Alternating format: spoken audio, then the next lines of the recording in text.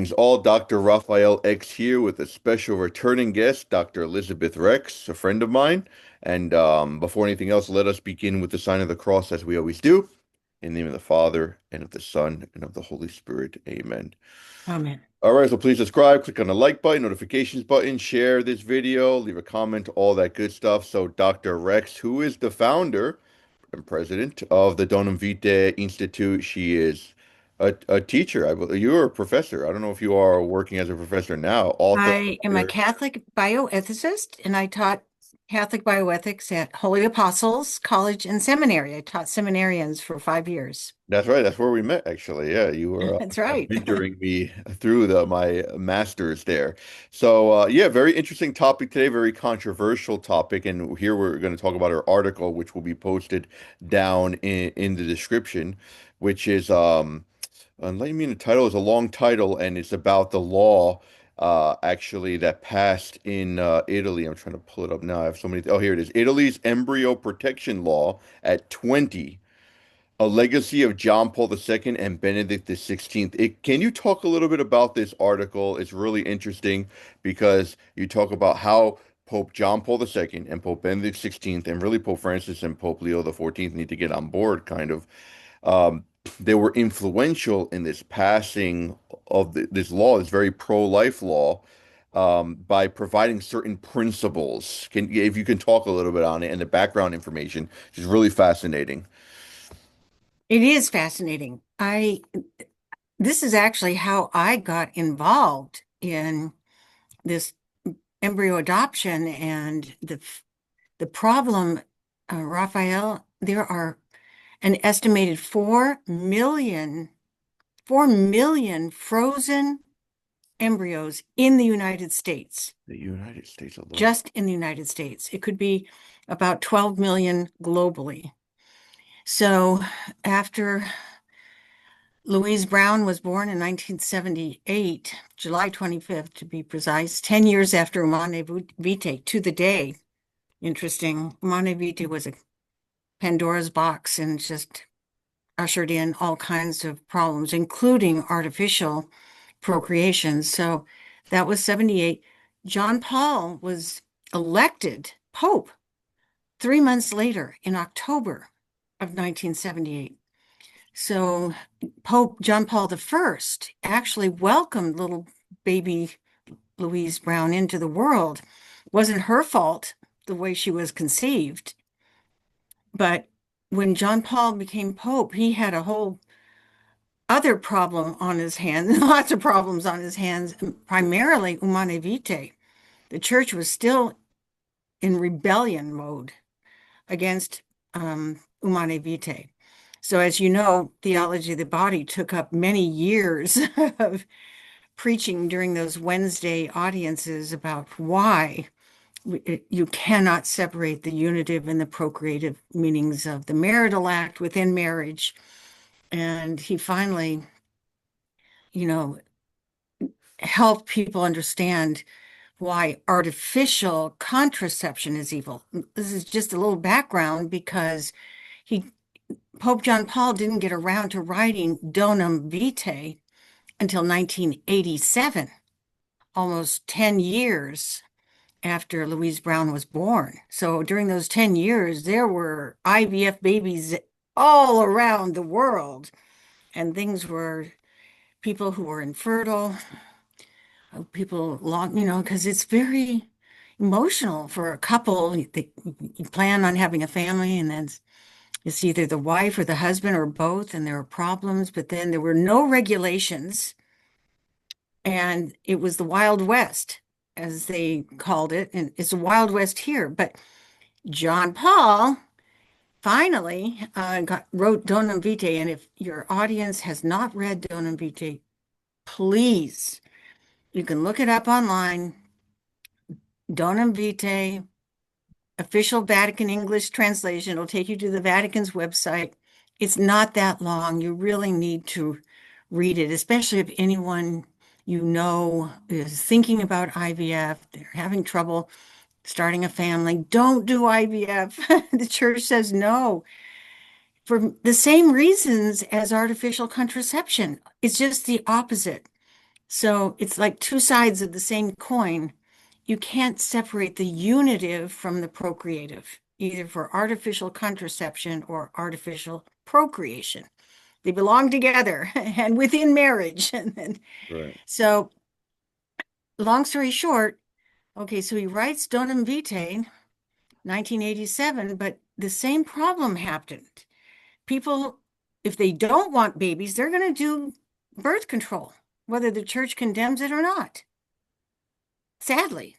Yeah. And the same thing happens if you want a baby.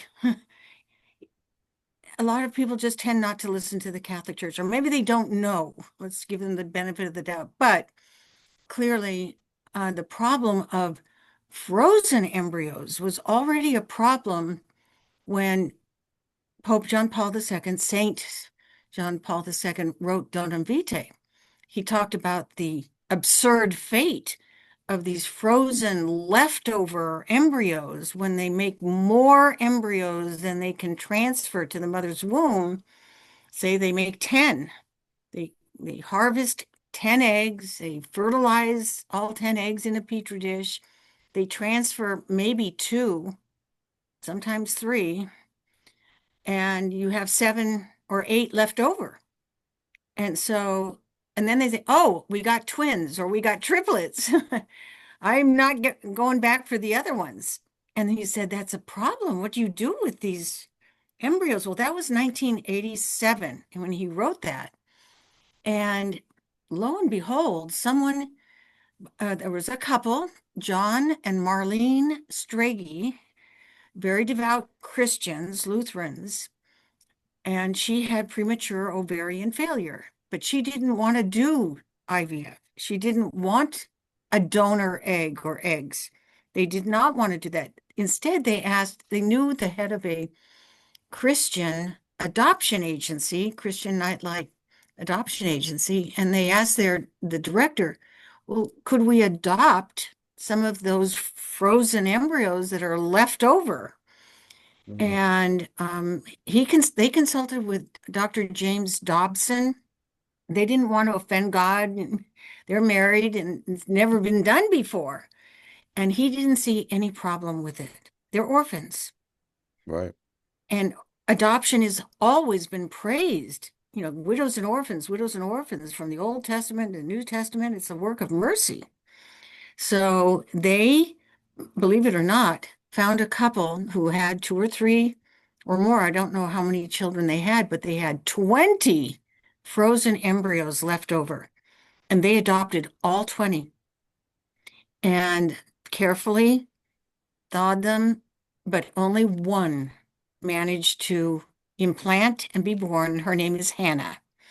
And Hannah was born on December 31st, 1998. And my own adopted daughter, we adopted a newborn, thanks be to God, who was born 10 days later on January 9th, 1999. So they're exactly the same age, except Hannah was frozen for 2 years. Right. And so this started embryo adoption. It had not happened. So imagine John Paul and Benedict, who was then Cardinal Ratzinger, he was prefect of the Congregation for the Doctrine of the Faith. This may be more information than you wanted, but it's very important to know how this all happened. Right. That was 1987 when they wrote Donum Vitae. Well, Hannah wasn't born until 12 years later. It was 11 and a half, almost 12 years later. No one could even think about adopting frozen embryos. It was unknown. It had not happened, and it wouldn't happen for another 12 years. So I didn't mention embryo adoption. They were looking for a solution to these frozen embryos, especially if the parents didn't come back for them. Then what? Because the leftover embryos were not transferred. They should have been transferred. I'd like everyone to think about that. If you do IVF, and now you've got a baby or babies in the petri dish or in the freezer, if you don't transfer them to the mother's womb, they will die. Mm. And that's an abortion That's an abortion. by Yeah. whatever means. That's And so freezing itself harms and kills them. That's mentioned. Don't do freezing in donum vitae. And especially if they're frozen, don't just thaw them because that kills them if you don't transfer them to the mother's womb. And donum vitae, and I discovered this many years ago. And I think it's like the missing teaching that people have not fully grasped because that John Paul II and Ratzinger, Congregation for the Doctrine of the Faith, actually state in the document, are therapeutic procedures on embryos licit? Question mark. And it says yes. I'm going to read it to you. I have it right here in my little brochure that I've written up. And it says, as with, it actually says, here it is. Um, as with all medical interventions on patients, the embryo is a patient, one must uphold as licit procedures carried out on the human embryo which respect the life and integrity of the embryo and do not involve disproportionate risks for it, but are directed towards its healing, the improvement of its condition of health, or its individual survival. And so that section, which is Donum Vitae 1.3, with a title or therapeutic procedures listed, and it says, yes, they must be considered licit mm, to save the life of the embryo or heal it and save its life, was actually then put into the Catechism of the Catholic Church. It's number 2275. Everyone can look it up. Catechism of the Catholic Church 2275, and the one before it, 2274, talks about the importance of healing the embryo as a patient with medical assistance. And then it says any procedure that's therapeutic for the embryo must be considered licit. So that's what embryo transfer is. IVF is wrong, but embryo transfer is licit. You need to get that baby out of the petri dish and into the mother's womb where it belongs. But the doctor has to do that, has to place the baby into the womb. And it's a very simple procedure. It's just a little catheter and it goes right into the mother's womb. And then it's up to the baby and God, because now the baby's already been conceived. It's a child. And you know what? Think of Jesus, the incarnation. Jesus was a zygote. Jesus was a pre-implantation embryo. It's stages 1, 2, 3, and 4 before implantation. So I like to remind people that Mary went with haste to visit her cousin Elizabeth. So she went right away. And Jesus was probably still in her fallopian tube while John the Baptist was a fetus. He was 6 months pregnant, and Mary Elizabeth was. So we have Mary and Elizabeth embracing each other, and the babies are an embryo in the fallopian tube and a fetus in Elizabeth's womb. But the baby does not implant for about a week at stage 5. So clearly, we have to put reason and faith together. it's, And it's think like of speculating. Mary. Yeah, exactly. No, I was Yeah. just Now, it's like Jesus is a divine person, okay? And people, oh, well, that's Jesus, that's God. right. Well, Mary is a human person, just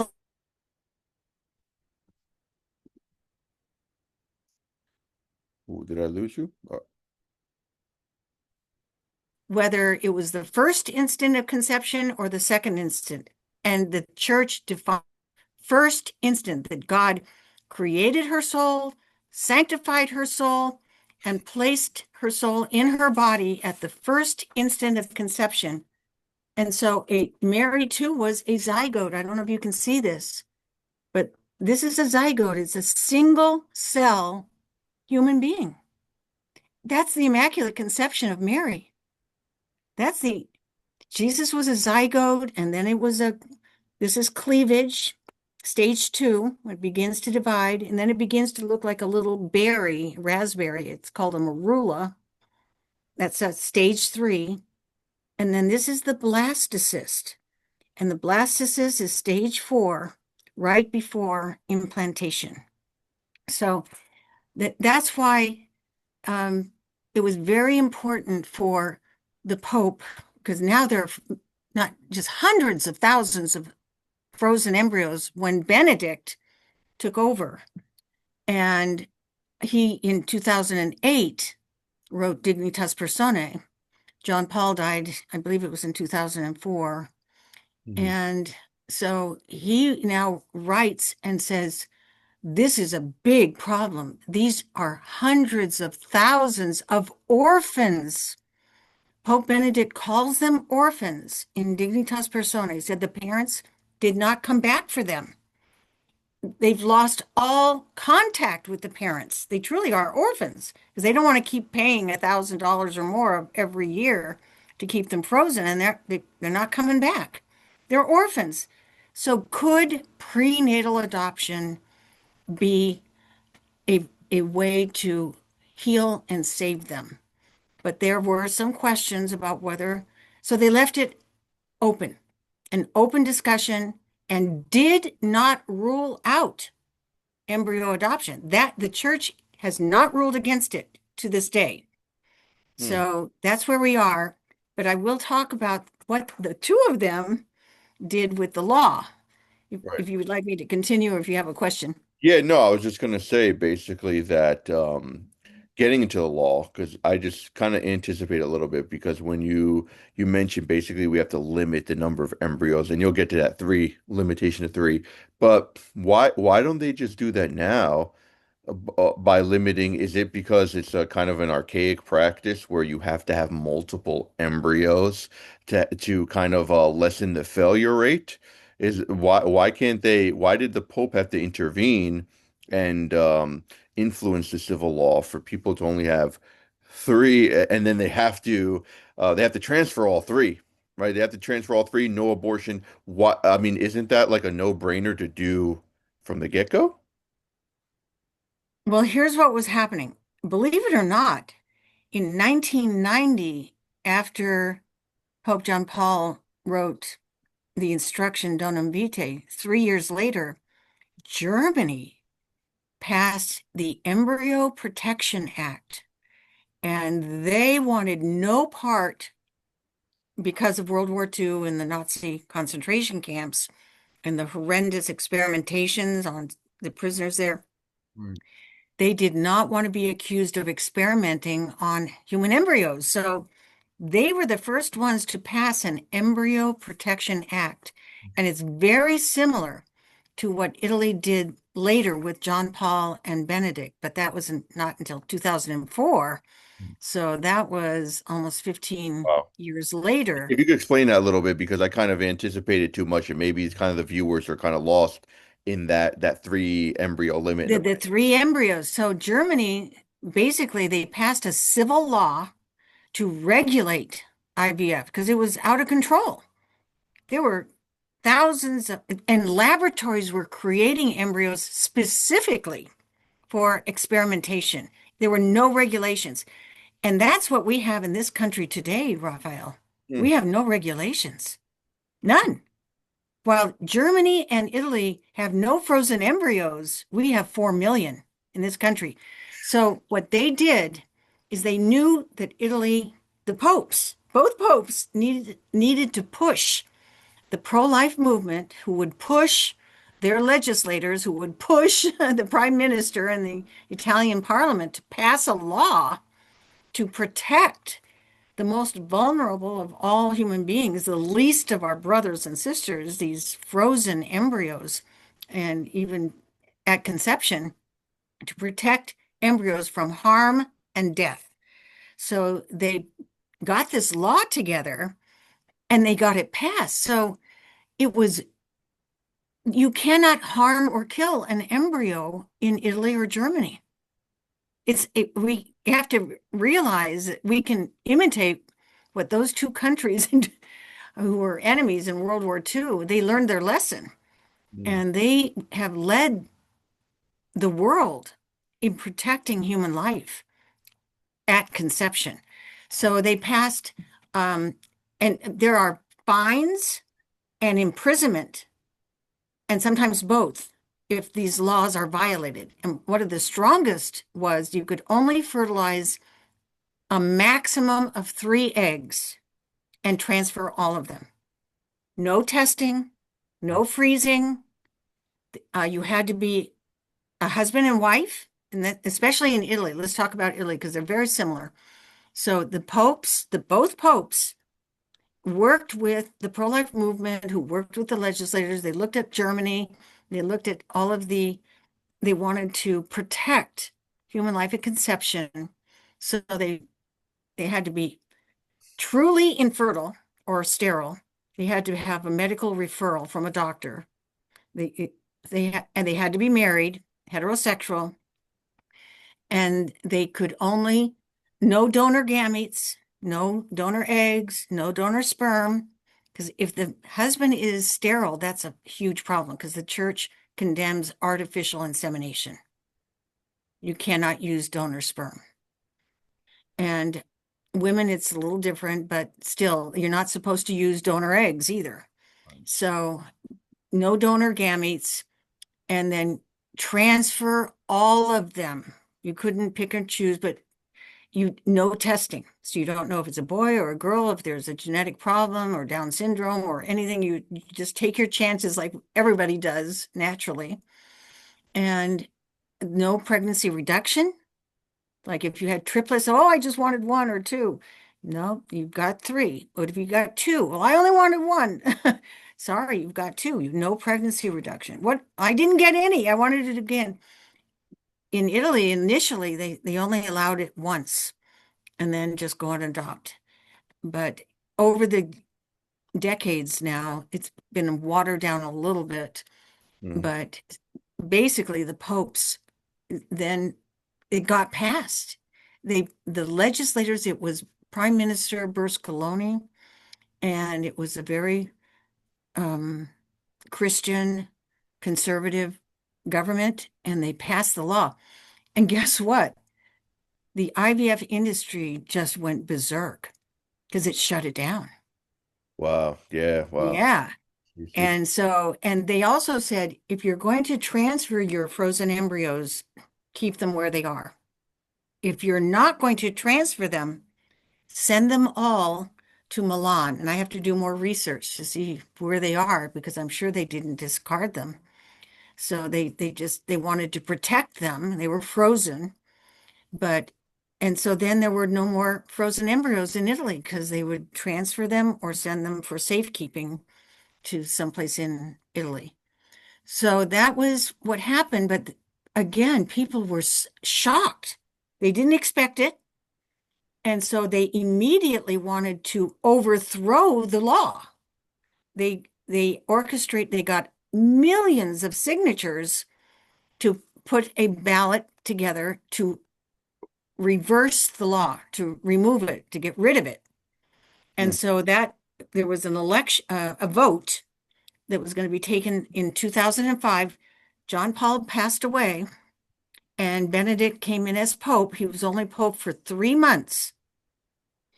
And believe it or not, this is how I heard about this. It was so controversial, but Pope Benedict and all of the Italian bishops, all of them, stood strong and preached from the pulpit, if you can believe this, to stay home and don't vote because they needed 50% of the voters plus one to have a majority to Right. get rid of this good law that was protecting human embryos. So they told them, go to the beach. There were television ads, there were flyers, there were radio announcements, sermons. It was all out. Don't vote. And they only got 25% of the vote, and the law survived Wow. to Wow. protect human. And it made it into the New York Times. And that's where I saw it. Pope and bishops wade into politics. They were, it wasn't a candidate. It was defending human life. Right, right. How beautiful. And they went all out to protect this law that does not prohibit IVF, but it protects embryos from harm and death. And that's a good law. Once they've been conceived, now you've got a baby, you've got an unborn child, Right. and it's protected in Germany, Italy, and it's model legislation.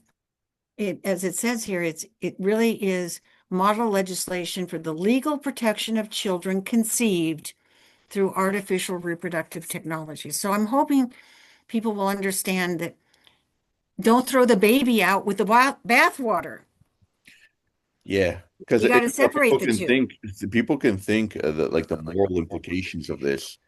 'Cause, well, obviously the embryo the very word means principle, and the principle of a person, not a pre-person. It's a person, and all it needs is the necessary conditions to survive. But people can think that this can have some moral problems. This law, for example, I'm just playing a little bit devil's advocate in the sense that it can promote what's intrinsically evil, i.e., IVF, and just try to mitigate its effects. So, do you think this was this law was made out of moral necessity, or was it a prudential decision, or was it both? Or in morally speaking, how do we justify the existence of this law when it's tied to the intrinsic evil of IVF? When you, I think the popes realized we needed, just like, why did we shut down the concentration camps? Because they're human beings, you know? You cannot experiment on them in laboratories like they're lab animals. Right.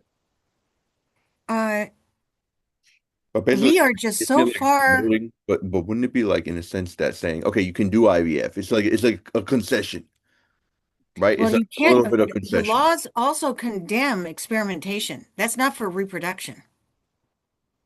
So Right, they were banning doing see, animal breeders use IVF. right. People may not know that cows and horses, this was already happening because it's hard for those animals to reproduce. So they do a lot of this in vitro fertilization and freezing, and in order to do animal reproduction. But we're not animals. And so it should be now, the church has always been very sympathetic to infertility, and there can be natural procreative technology, as we all know, restorative reproductive medicine. So medically assisted reproduction can be good. It's not just because it's technology. I mean, there are techniques that help a husband and a wife conceive naturally. So the important thing was to distinguish what is moral from what is immoral. Mhm. And so that's but the clear line for the Catholic Church is from conception until natural death. Life is sacred. We are made by God in God's image, including these little pre-implantation embryos. Until IVF came along, I don't think, not even Thomas Aquinas, of course not.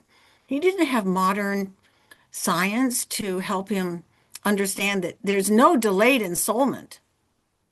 That's right. There's no delayed ensoulment for Mary.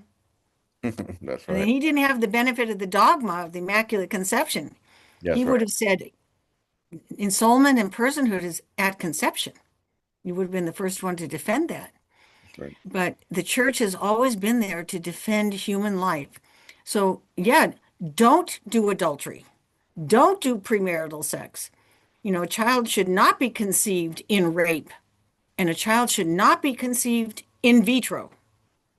Right. But the child, regardless of how it is conceived, is a child and has a right to life from the first instant of existence. And so that's why the church clearly taught it, but from not everyone is Catholic. Right. Human life is not a religious, you know, truth. This is thou shalt not kill. Right. Right. It's natural law, the laws of nature and of nature's God. And the right to life in this country is an inalienable God-given self-evident right. And at least in our nation, we should be the ones who are leading the charge to defend life, because we are given this inalienable right by God Himself, not by the state, not by the government. And so the right to liberty and the right to freedom of religion, these are God-given rights that we should be championing around the world. And the popes did it. These two popes did it. And now it's model legislation. In fact, Donum Vitae has three parts, and the third part is dedicated solely, this is John Paul, 1987, to moral and civil laws. If you read Donum Vitae, and it's in the Catechism, you have to pass laws to protect human life. And that's the church teaching. It's church and state. You can't allow murder. And so human life is sacred. And It's it's important to have laws that respect life at conception, which Italy did with these and Germany. Only two countries, but we have their legislation and we can bring it here. And I've been working to try to get it to the Trump administration for them to consider. It is model legislation. And this article that was just printed right. online in National Catholic Register on the feast day of St. John Paul II, they were very grateful for the article, um, is on his feast day, October 22nd. So it was both popes promoted this law and defended this law. And it is not a lot of people know about it, Rafael. So I'm glad you're talking about it, and I hope people will send it around to their friends and family. It's really interesting and kind of just the church. You see the how the church, how Christian principles need to animate our laws, and we see that really nicely here. But it's not a purely idealistic in the sense it would be ideal to ban IVF. Let's ban it. Yes, That would be ideal. But the church, in its its motherly sense, being realistic as it is, mystical body of Christ, is saying, well, people are going to do it. We were talking about this before. People are going to do it anyway. So, especially because a lot of people aren't Catholic. So, let's if they do it, let's have these laws that mitigate it, that doesn't cause any further evil. So, it's trying to kind of contain, if you will, the intrinsic evil that's inevitably going to be done. Is that right?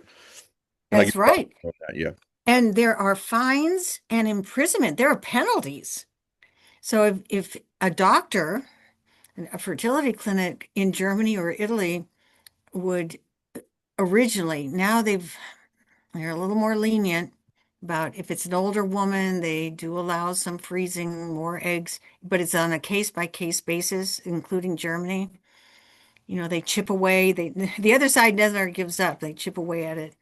I think they also now allow donor gametes in Italy. They Oh, shouldn't do that. yeah, But bottom line, um, you can't just create 20 embryos. right. You would be fined somewhere in the area. I don't have the specific amount, but let's just say it's $100,000. A doctor's not going to do that Right, right. Why or do go to they do that? jail. Why do they And do they, so many embryos? I'm sorry to interrupt, but why did IVS just on basic human ethics start with the three? And why do we make so many embryos to have left over for frozen? well, now they can't. They I mean, made like it, in the US and in other countries. Why well, are there so the many? doctors make money and the Uh, fertility clinics make a lot of money. You can imagine 4 million frozen embryos, and people are paying the fertility clinics to keep them frozen. And the church has condemned freezing. right, And you know what it says? It's in Donna Vita, but really it's like one paragraph about freezing, how evil that is. But in Dignitas Personae in 2008, it's like six paragraphs And it really focuses that freezing harms them, kills them, and deprives them of maternal reception and gestation. It condemns freezing because it prevents implantation, maternal shelter. They actually say maternal reception, maternal shelter, and maternal care, and gestation. So we're supposed to transfer these embryos, but if the mother and father refuse or they hide, they move, you can't find them, and now their embryos are orphans, embryo adoption. And Embryo. the church left it open and did not rule out the practice. That is for sure. So anyone who says it's evil is contradicting the magisterium. That's their personal opinion, Well, yeah, yeah, but yeah. the church did not condemn it. He said there's some problems of a medical, psychological, and legal. Did not say moral. We've talked about this before. Right, The documents themselves do not say there are any moral problems. The moral problems are with the husband and the wife who practice IVF right, or insemination or surrogacy. That's who does the evil. So it's if they use donor gametes, that's heterologous procreation. It's either fertilization or insemination. They use donor gametes, donor eggs, donor sperm. Homologous procreation is the husband and wife using their own eggs and sperm. And the right, church says that's less reprehensible, but it's still morally evil because they are separating the unitive and the procreative by not having a marital act. right, right. It's the parents, it's the husband and wife that are sinning. That's right. And so it's the embryo transfer is what they should do. It's actually, I'm beginning to explain it like the abortion pill kills the baby, but if you can take the abortion reversal pill soon enough, you can neutralize the damage and save the baby. So IVF is evil. Freezing is evil. But if the baby is transferred to a mother's womb before it dies, that can save the baby. Right, right, So embryo transfer, and if embryo transfer, not if, it is a therapeutic procedure. It's a medical intervention. Once the baby's been conceived, it's a baby, and the baby belongs in a mother's womb, its mother's womb, not a surrogate. The church condemns surrogacy, hmm, and surrogacy is not embryo adoption, and embryo adoption is not surrogacy.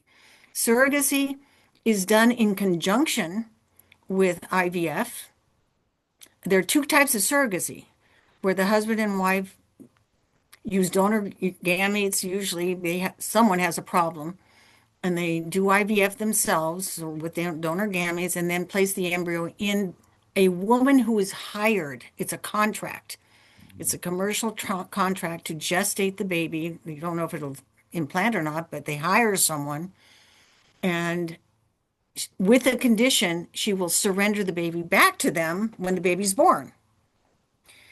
And the second type of surrogacy is insemination, that the woman allows her own egg to be fertilized by insemination by the husband. The wife has a problem, has no eggs, doesn't have a uterus, has a hysterectomy. So they hire a woman, use her egg. She gestates the baby on the condition she's paid that she will surrender the baby when the baby is born. The church condemns that. And that is not embryo adoption. right, Has right. nothing to do with embryo adoption. So Yeah, these embryos that are left over, and we have millions, can be donated for adoption. And if I could just say a couple of words about that, yeah. because instead of paying fertility clinics thousands of dollars over, there was a baby born after being frozen for 31 years. Did you hear about that? I mention it in the article. Mm, And so the mother was 30. She and her husband did IVF. They had four embryos. They transferred one and froze three, and they had a daughter, but they kept the other three frozen. Well, they divorced, probably over how many more children they were going to have and paying the money that was, to the fertility clinic as time went by. So they divorced, and the mother always hoped that she could someday transfer the other three. She called them my hopes, but she never did. So now she's in her 60s, and the daughter is 30, and the daughter has a 10-year-old daughter herself. And finally, the woman with the three frozen embryos said, I'm going to place them for adoption. I don't want to throw them away. I don't want to thaw them. I don't want to give them to medical research. And she contacted Snowflakes out in California, the Christian Nightlight Adoption Agency, snowflakes.org. They specialize in embryo adoptions. That's where Hannah was Hmm. first adopted. They've had 1,500 babies born through this program. And so they found a couple, Catholic couple, who had been infertile for 7 years. It was a match. That's what adoptions do. You match the placing family with the adopting family. They found the the three embryos were transferred. They were 30 years old, and a little boy survived. They named him Thaddeus Daniel Pierce, and he holds the record.